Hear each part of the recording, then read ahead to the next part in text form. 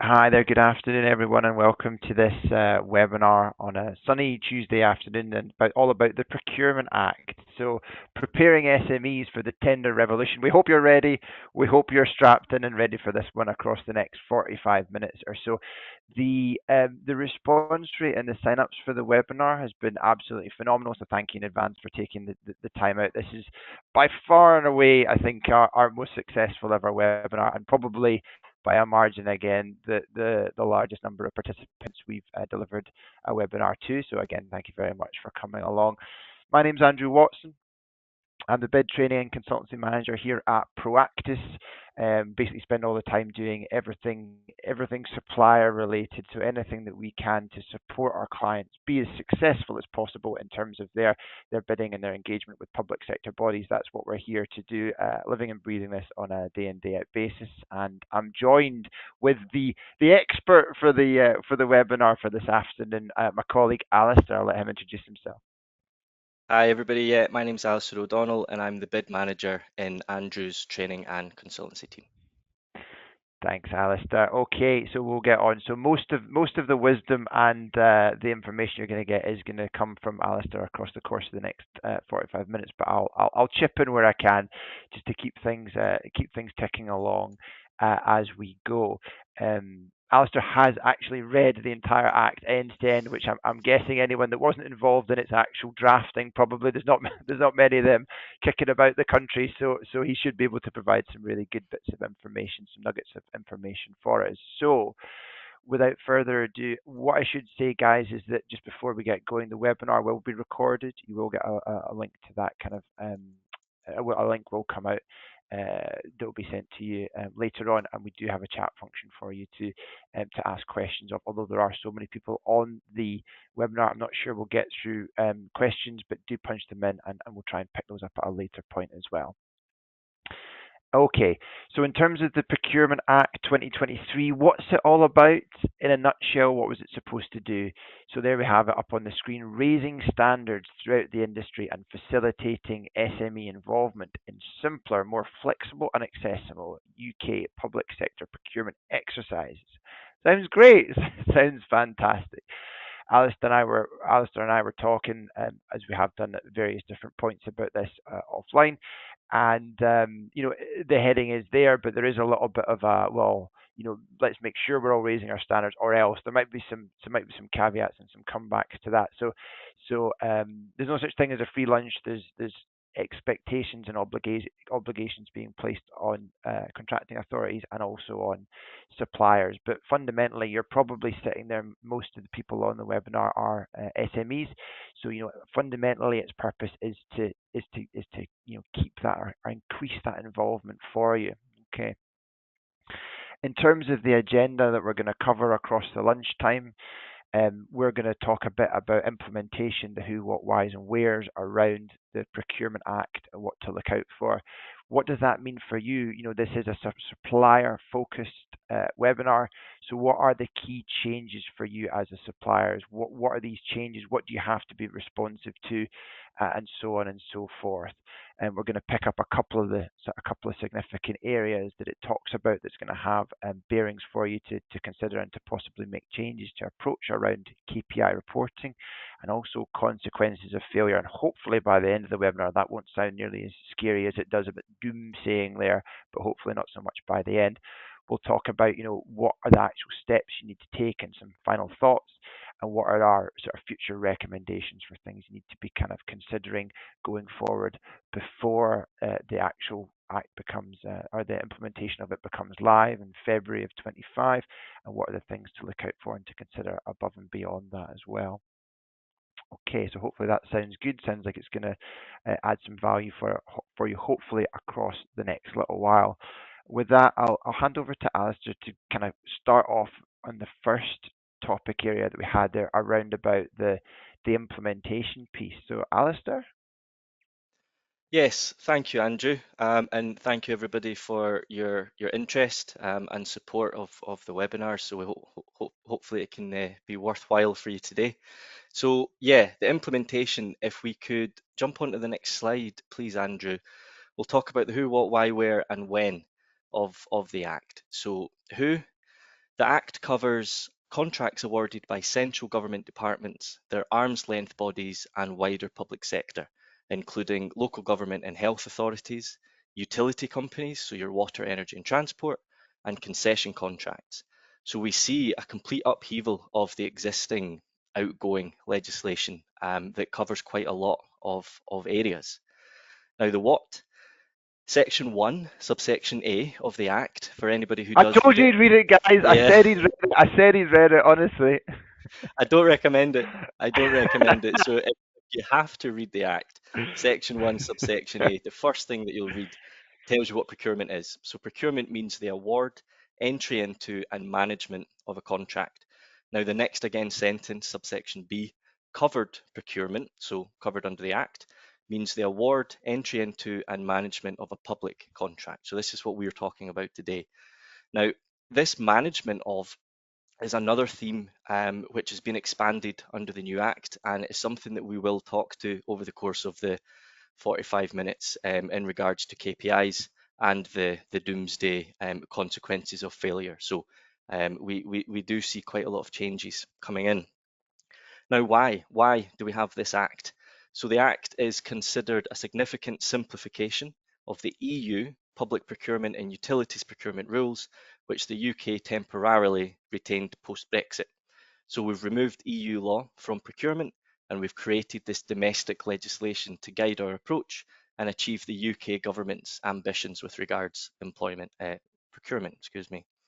The where now, I'm sure some of you will be expecting this, and this is the story of my life. The Act will create a single regime for public procurements across England, Wales, and Northern Ireland. The situation in Scotland is a little bit more complex. So the Procurement Act 2023 will change the way in which procurements are conducted in Scotland. Under section 126, the full provisions of the Act extend to Scotland and will therefore form part of Scots law. However, its application is limited, and Section 2, subsection 5 of the Act excludes its application to a devolved Scottish authority.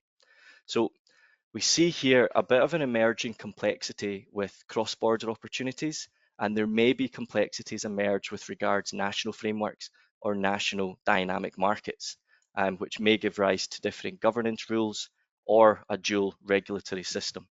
Now, this isn't a topic for today, but if there are any Scottish suppliers on the webinar or those bidding into Scottish procurement opportunities, get in touch and we can go over this in a bit more detail for you. But universal application across England, Wales and Northern Ireland.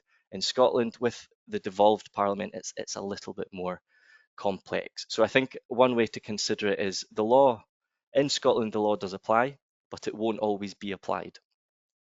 And the when, the final, now there's been a bit of a journey for the Act. Royal assent was received on the 26th of October 2023, with an anticipated go live date of 26th of October 2024. Now, I'm sure most, if not all of you, will be aware that it has been extended. The implementation of the Act has been extended to February the 24th of next year, so 2025.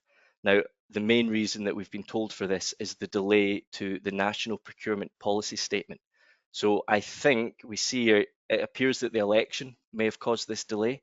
I think the incoming government are going to adapt the policy statement to their preferences.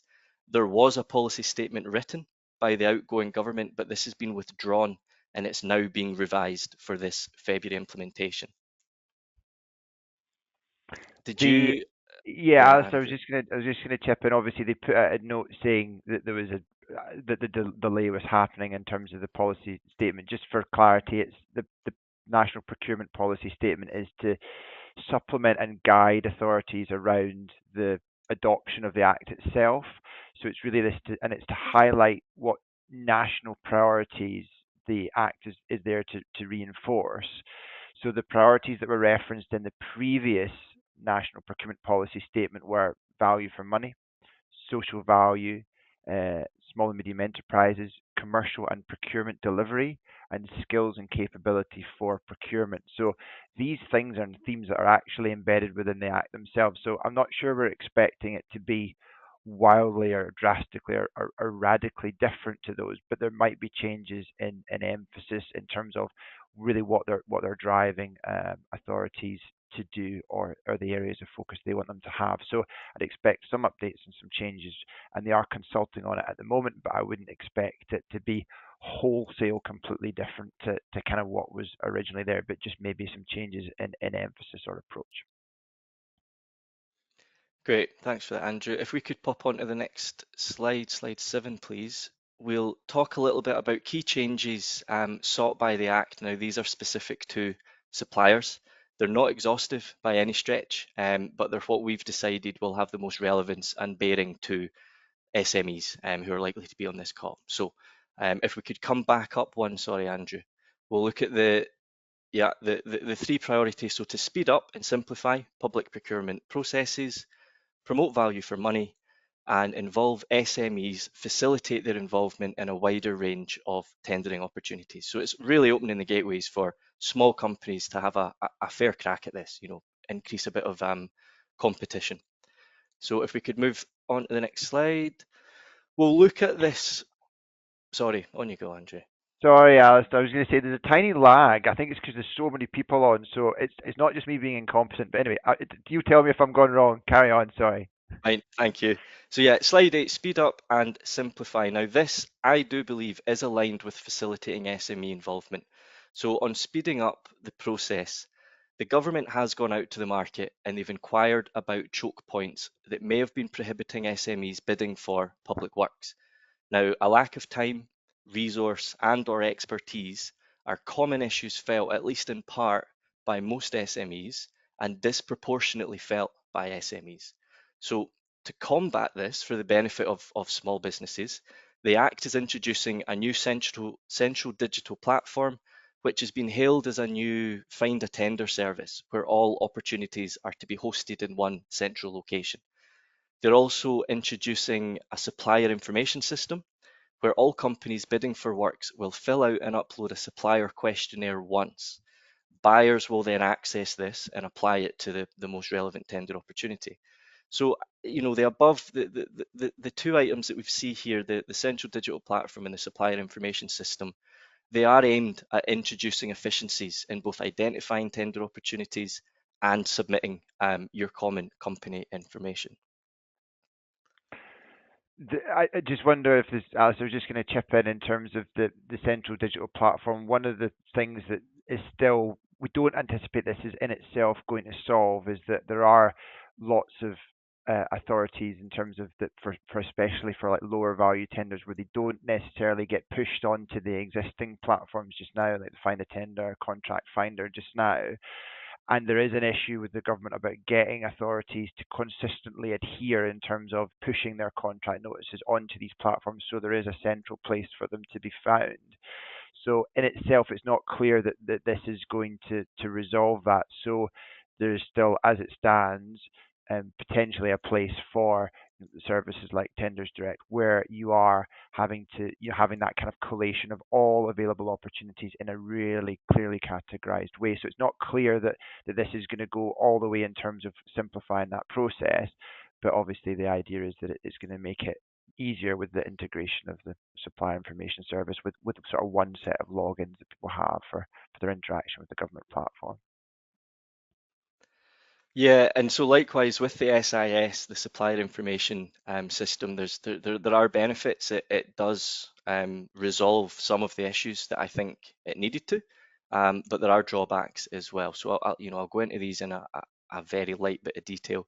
Certainly the benefits of the tell us once system, it is going to result in less paperwork and should hopefully present fewer barriers to entry for SMEs. I also believe that it will simplify individual processes, but we will talk about some of the drawbacks here where, why just individual processes?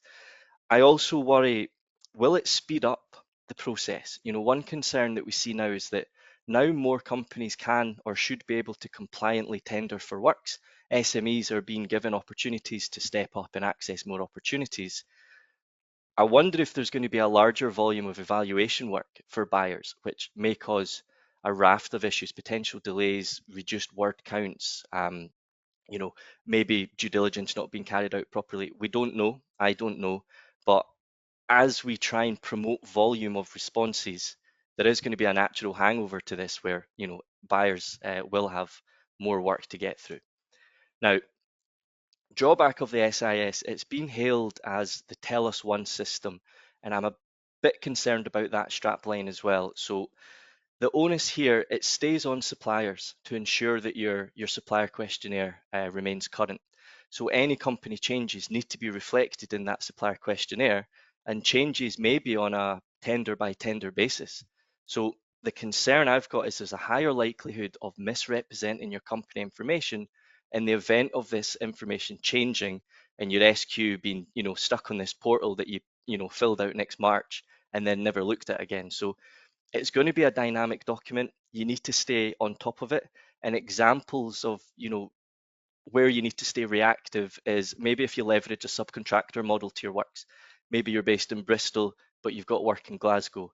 I would be surprised if you leverage Bristol subcontractors to a Glasgow opportunity. So your subby model is going to change. Your industry accreditations may renew. You may have new audited company accounts, persons of significant control. These, evolutions of your business are going to need to be reflected in this SQ. So don't treat it as a tell us once. Treat it as a dynamic, moving feast that you are going to need to stay on top of. So the I was going analysis of it, sorry, Andrew. Alistair, I was just going to say, in addition to that, even things like kind of contract examples, you might want to, it's not even about, up to date, but just in terms of which ones you would choose to have. Like if the supplier information system, which, guys, the reason we're not showing screenshots and stuff and saying, well, actually, how will I as a supplier be interacting with that, is because we've not actually got that detail from the governments as of yet. But it is something that when we have that kind of access and can go into that more granular level of detail, we'll do that in a future webinar as well. But things like contract examples, you might want to reference a different set of contract examples for one opportunity than the other. So you'd want to make sure, obviously, those are correct for the opportunity. And just the other broader point is around, we're not entirely sure in terms of, you're going to have the way to put the information onto that system, and then there's going to be a mechanism for that information to be captured and then attached to your submission on whichever portal the authority is actually running a given procurement through. And it might be that that process is a bit more manual in terms of, downloading it and uploading it to start with, and then over time that might get more kind of automated and so on. So it's just to sort of highlight that level of detail. But Alistair, your point totally stands, is that you're never going to get it that it's something that you can just leave. It's going to reduce some of the administrative burden, but you're always going to have to make adjustments to it, changes to it from tender to tender, and there'll be different questions that would naturally fall within an SQ that you might have to answer on an individual portal, because they won't necessarily be exactly the standard ones. There might be some project specific questions for within an SQ that you might have to upload or to answer separately on a portal. So it's going to help, but just be aware of what your obligations are within it. And like you're saying, like Alistair's saying, don't think of it as a one and done type thing. It's not quite going to be that. But overall, it should have a little bit of an impact in terms of reducing administrative burden, which can only be a good thing. Yeah, the theory's there. The theory works, but suppliers' obligations on the provision of accurate company information, they haven't changed. So you need to make sure that for each opportunity, you're presenting accurate information, but information that presents you in the best light. So Andrew's point about case studies or the use of local supply chains, that's your social value there as well. So these are things just to stay cognizant of and realize that you will need to update the SQ fairly regularly, if not on a kind of case by case basis. Do we want to jump onto value for money? Andrew, did you have a piece on the procurement Just types? very quickly, just to touch on procurement types. I know it's an exciting topic, but one of the bits that I've done around this sort of simplification piece is there were a range of different procurement types that are currently or can currently be chosen by a procuring authority. So and these are all being kind of captured or replaced by one kind of umbrella term. So you used to have restricted procedures, competitive dialogue, competitive with negotiation, and innovative partnerships, innovation partnerships. So you had these different types. These are now all being captured under a catch-all umbrella term of competitive flexible procedure. In essence, what this means is that the authorities have got more flexibility in terms of the choice in the design. They can kind of pick and choose elements from these different procedures to design their own procedure that they think is going to be fit for purpose, only as complex as it needs to be, and to deliver value for money in a transparent way. So they've got this choice within that. So in the headline term, this is a simplification around procedure types. It's putting more of an onus on an emphasis on authorities to create and design the procurement procedure for that particular procurement that's going to have the best outcomes in terms of engagement with suppliers in terms of value for money at the end of that procurement. So you will see that term being sort of banded about from sort of end of Feb onwards. But in essence, you're still going to have open procedures, which is still going to be the vast majority of procedures, and you might end up with things that still look an awful lot like a restricted procedure, a two-stage procedure, but they'll all be captured under this umbrella term of competitive flexible procedure. I should have put my teeth in before this webinar, Alistair. Goodness me. Anyway, let's skip on to the next slide.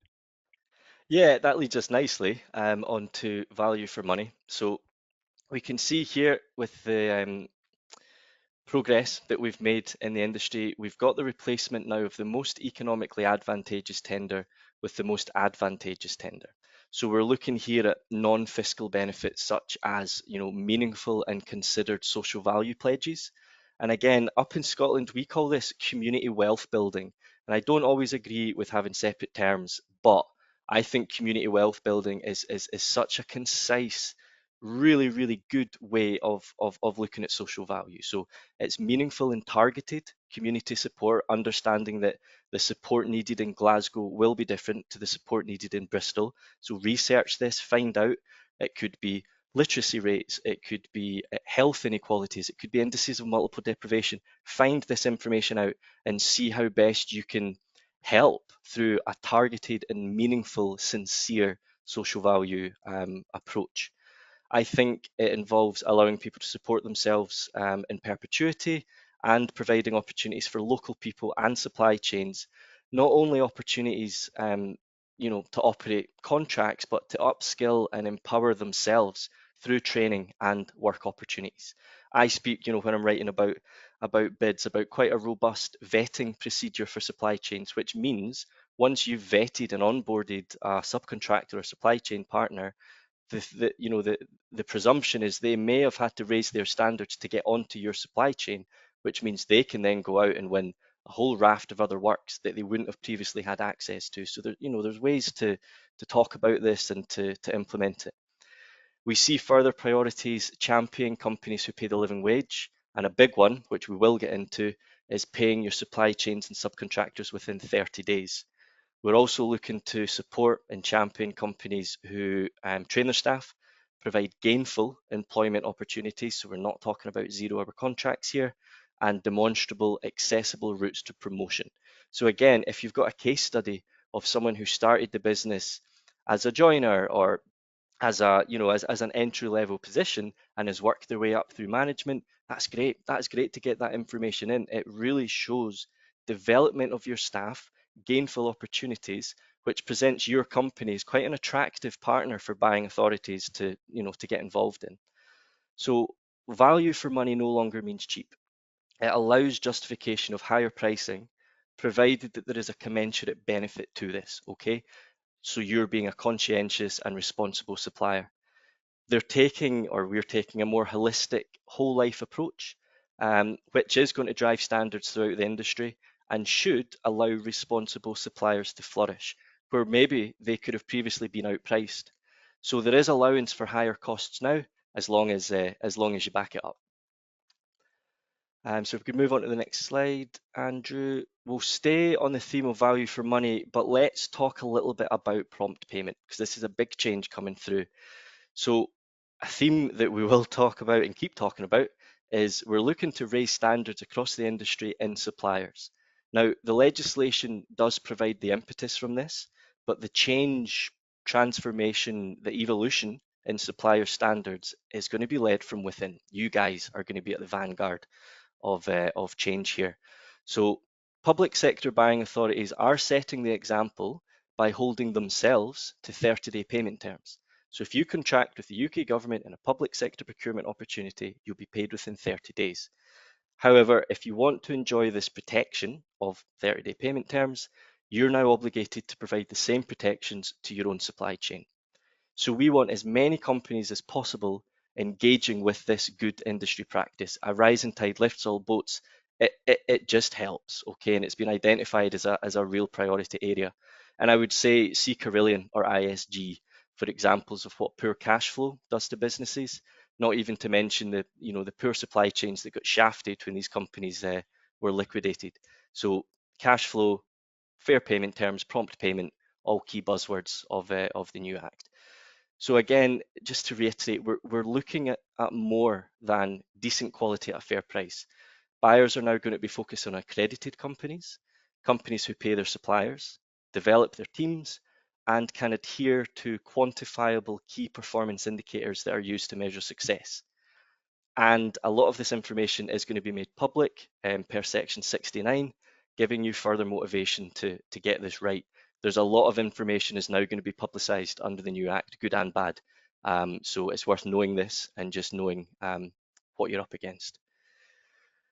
So if we could grab the next slide, we'll talk a little bit about small business involvement. We have touched on this. What we see here, just to give you some balance on the topic, is we see direct language from the legislation instructing buyers to stay aware that smaller suppliers won't have the same resources to identify, complete, and submit tender submissions. We see, this is language from the Act, we see legally mandated obligations for buyers to consider these barriers wherever possible, with specific regard to the provision of accounts and insurances at bidding stage. So this is quite a nice touch that we've got, is particularly for insurances. There are some other details that are included in this, but insurance policies, because you need to pay for these, if you're going for a job that you don't currently have the insurance level coverage for, you can bid compliantly for the opportunity, and you only need to have the insurance levels in place on award. So once you've been awarded, sorry, not an award, pre-commencement. So once you've been awarded the works, you can then augment your insurance policies. And this is a protection, it's for all companies, but it disproportionately positively impacts SMEs, and that you don't need to pay to augment your insurance policies on a speculative basis. You can wait until you've been handed the work. So it's these little nuances that they really do make a difference. However, though, I'm concerned at this that there's no duty conferred upon buyers to remove these. We only see that they need to consider them.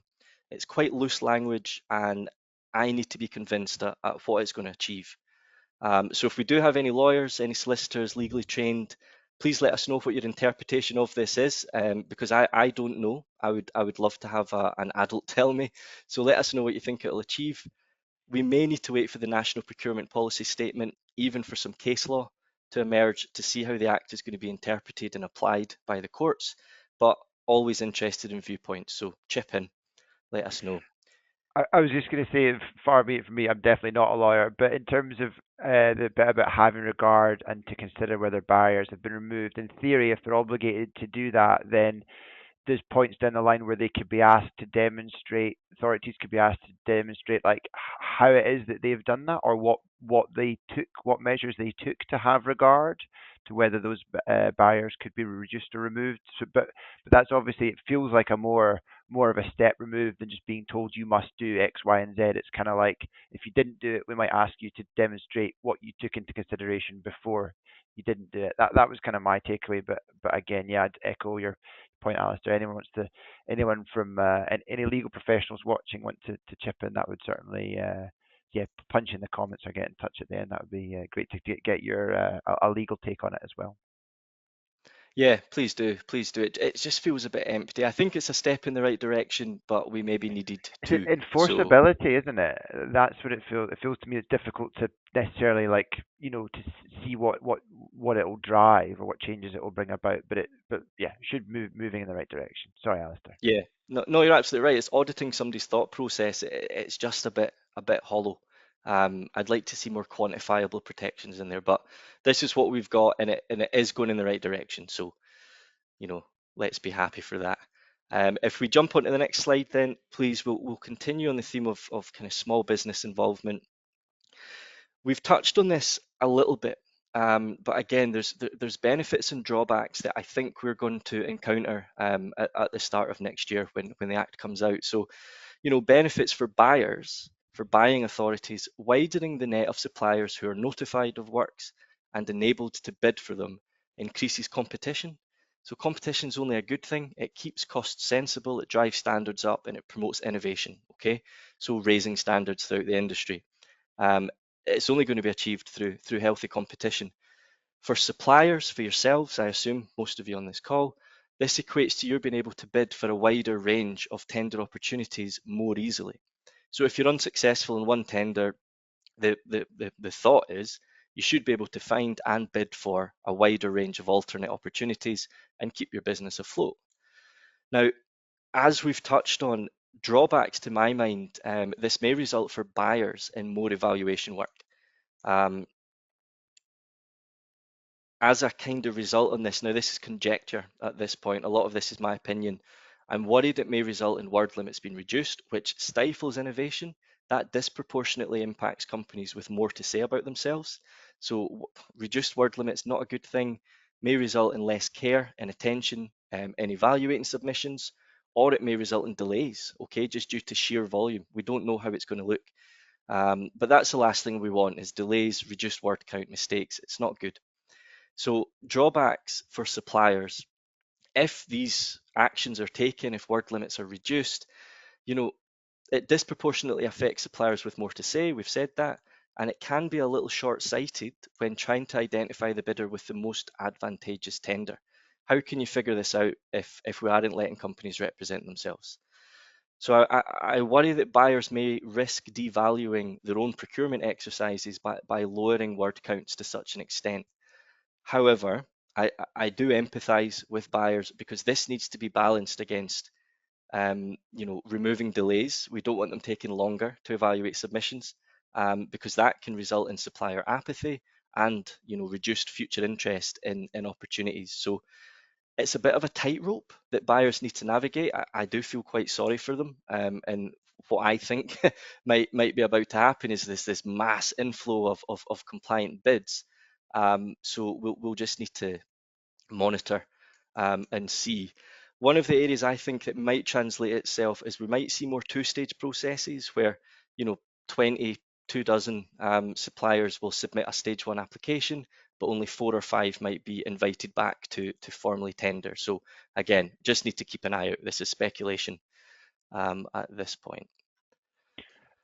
Alistair, I was just going to chip in a little bit. I think like you're saying, the trick is going to be able to do the things that the Act's supposed to in terms of facilitating SME involvement, but not do it in a way that does create some of the issues that you've talked about. And I don't think that's going to be get it right from the off. So it might be a little bit that we see that kind of evolving over time, or the approaches that some authorities take, or even the guidance that the government's publishing around that will kind of adjust over time, to try and kind of reset or reform a new equilibrium, essentially. So I think that is an interesting thing to watch. And one of the things that we'll be doing here is we can be, tracking over the course of, say, 6 months or 12 months after the Act has come into force. Then we can track to say, well, actually, what impact has it had on the number of submissions? Because this is publicly available information. We can analyze what impact has it had on the number of submissions? What impact has it had on the proportion of awards that are going to SMEs as opposed to the proportion of awards that are going to large organizations? So we will be able to do that kind of analysis and see, does it, over time, has it had the impacts that it's looking to do as well. The only other piece I thought it was worth mentioning on, there is some information in the Act, or some instruction in the Act relating to SME involvement, relating to actually kind of pre-engagement stuff. So there is a little bit around preliminary market engagement and some sort of tightening of the rules around that. The idea is more of an emphasis on doing that preliminary market engagement and making sure that's as transparent as possible when that is taking place. So because the understanding is that actually pre-engagement awareness or access or visibility of opportunities is actually a disproportionate benefit to SMEs versus large companies because they need that time to plan, to put resources in place, to start making changes to be appropriate, to be considered. So the more information there is out there and that is being moved in that direction, then the more that should benefit SME involvement.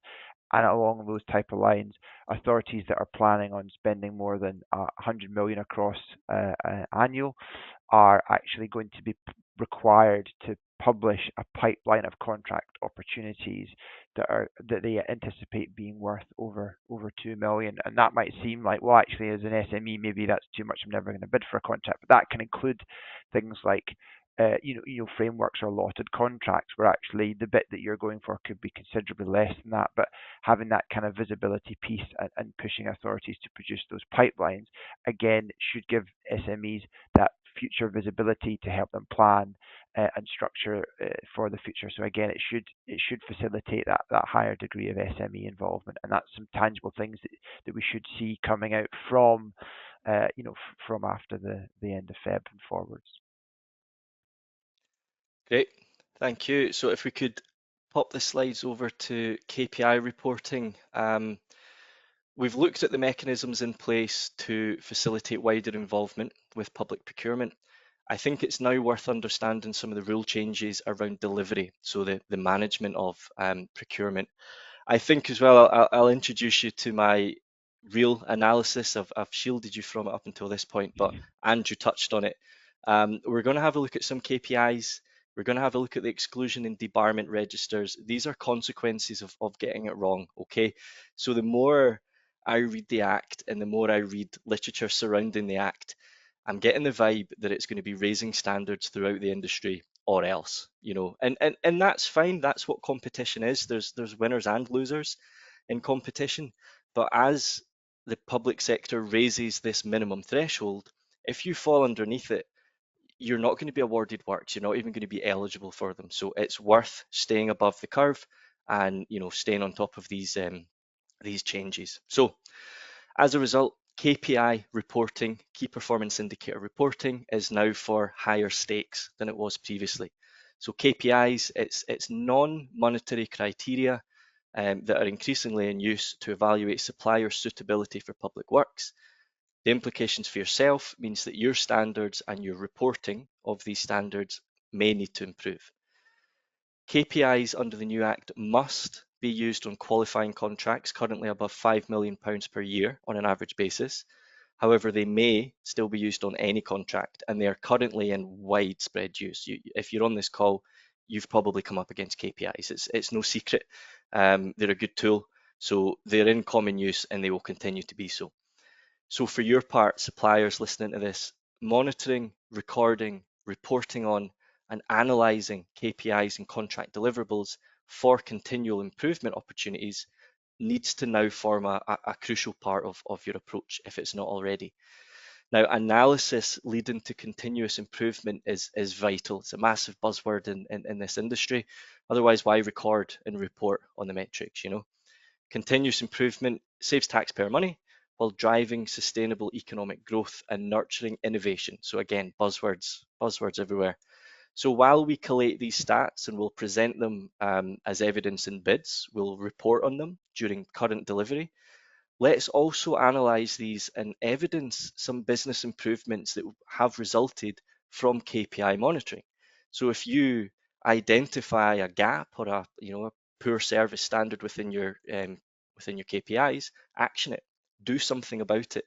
So we see here how feedback loops drive continuous improvement in the business. So it's nothing new, but we're playing for higher stakes now. So we've got 5 minutes left. I'm worried we're going to overrun, but let's just batter into the exclusion and debarment principles and see how far we get along. So some of the more meaningful changes in the Act is the new regime for excluding suppliers from procurement and the introduction of a debarment list. So it's a continuation of mandatory and discretionary exclusion grounds. The mandatory exclusion grounds is broadly similar, but it's been added to. So it includes offences including theft, corporate manslaughter, modern slavery, and competition law infringement. Now, these are all serious issues. You don't want to be caught on the wrong side of them, but certainly the bottom two are real key areas of focus within public sector procurement. You know, the removal of any forms of modern slavery and competition law infringement, which we'll talk to in just a moment. Now, I was going to go into, if we could pop onto the next slide, it's going to give you some examples of what these discretionary grounds might cover, but I think for time, I won't. I can send these to you if you email us in, or you can find them online. It's no secret. But the headings do go into some detail, and it's really worth appraising yourself of these and just making sure that you understand them. So with the example of improper behaviour, this can include unduly influencing the authority's decision making. Now, this is a tightrope that suppliers need to walk, and I have fallen foul of it before. I almost lost my job. So a small innocent action can be construed in a pretty serious way by buyers. And the example I'll give you is a phone call or any form of direct communication with buyers.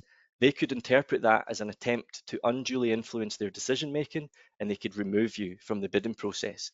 Now, at the start of my career, I phoned a procurement department to ask a question about an ongoing opportunity, and I learned a pretty hard lesson that day. So, excuse me, I'm telling you, so you don't need to make the same mistakes. But that's such an innocent act that if you're not aware of how it could be construed, it could be serious. So worth worth keeping in mind. Now, if you fall foul of any of these rules, a local authority may place you onto their exclusion list, which is made public. So the authority who placed you on the list won't contract with you in the future, but there's added jeopardy here from the list being published. So other buying authorities may not choose to contract with you either. Now, as we come up to Christmas, it's not a list that you want to be on. So let's do our best to stay away. If we pop over to slide 19, please. Again, I'll spin through this. We're running really short on time. Now, debarment. This has kind of caught my attention in the new act. It's a new provision and it's serious. Okay, so the debarment regime enables ministers, not the authority can't put you on the list themselves. It's only ministers of the Crown, but they can put suppliers on a published debarment list. Now, inclusion on the list means that the supplier's past behaviour or circumstances mean that it is not or may not be allowed to participate in covered procurements or be awarded public contracts. Debarment, now this is a good sentence, debarment aims to minimise supplier-related risk in public procurement and incentivise suppliers to achieve excellent corporate compliance and standards of behaviour. So, raising standards or else. If we move on to the next slide, I apologise, this is all coming at you quite quickly, but debarment for an exclusion order can be made directly by the buying authority. Inclusion onto the list can only be enacted by a Minister of the Crown.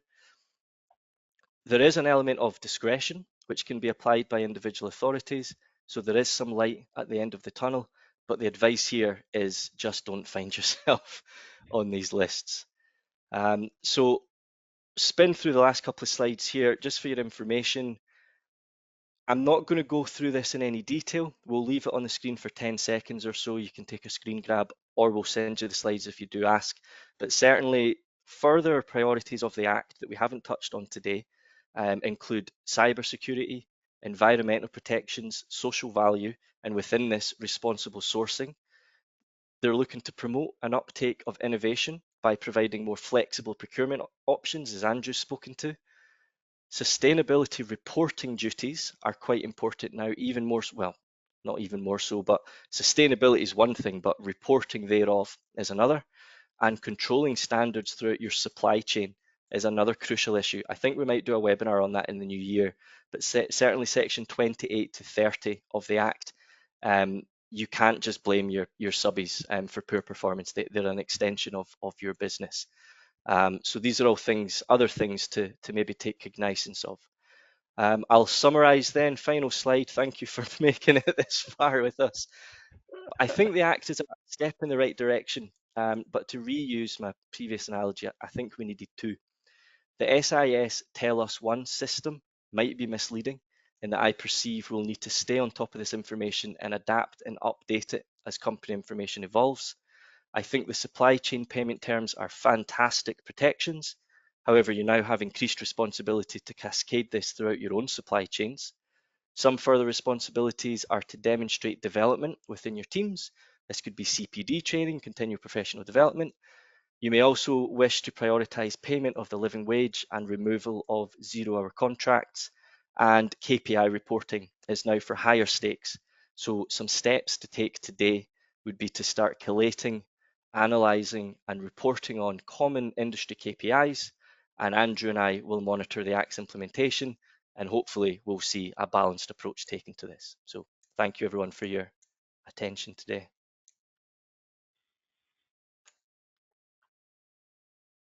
Great. Thank you very much, Alistair. Yeah, I'm conscious that we have ever so slightly ran over versus our timing. But to be fair, Alistair and I think I'm taking more of the blame for that. We don't have a great track record of just finishing exactly on time. It's my bad. Okay. So a couple of things just to let you know about. There's been a phenomenal level of interest in the webinar and an enormous amount of sign-ups and attendees. So much so we were worried about the tech or ourselves collapsing under the pressure, but so far so good. I've put up details up on the screen there for a contact telephone number and a contact email address if you do want to get in touch and go into anything a little bit further. We will have another webinar shortly before the actual implementation at the end of Feb. We're going to have another one there where we will have some more of the granular detail about some of the screenshots, some of the systems that you might have to work through. Do a little bit of a terminology guide as well. We'll do all that stuff in the webinar right before it actually goes live. I think the kind of high level stuff about getting your house in order that Alistair talked through is really important to think about just now, around about KPIs, around about your social value approach, around about starting to think about what are the methods that authorities are going to be using to procure in the future. So do have a think about all that stuff for now, and we'll go into that kind of granular detail in the next follow-up, sort of a sister webinar to this one that we'll do end of Feb. It's been a real pleasure. Thank you very much for your participation, for listening. We will try and get round and get some feedback from people as well. Thank you for taking up the time. We really hope you've taken away some nuggets of information from this and can tune in for the next one as well. So thanks very much again, guys, for sticking with us. Yeah, thank you. Bye for now.